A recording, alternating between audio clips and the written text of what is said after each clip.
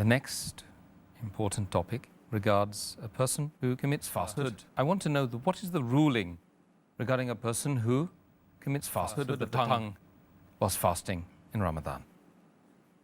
A person who says false things or lies during the month of Ramadan, as the beloved Prophet Muhammad said, it's mentioned in Sahih Bukhari, volume number 3, in the book of fasting, Hadith number 1903, that a person who does not leave his false actions and false speech, Allah subhanahu wa ta'ala does not require him to leave his food and drink. That means the person who keeps on lying and continues doing his false action and false tongue, Allah does not require him to leave his food or drink, indicating that doesn't mean that the fast will break. If you fast, this is not one of the things that break the fast, but the reward that you'll get for fasting, it will be diminished.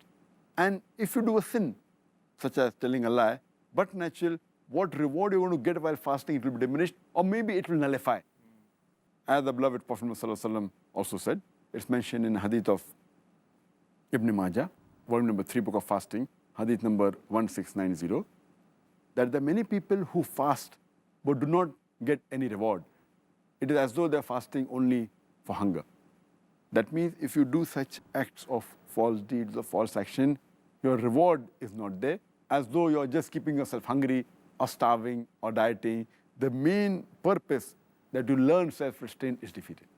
May Allah encourage us and help us to perform righteous actions which we benefit from in this world and the hereafter, inshallah.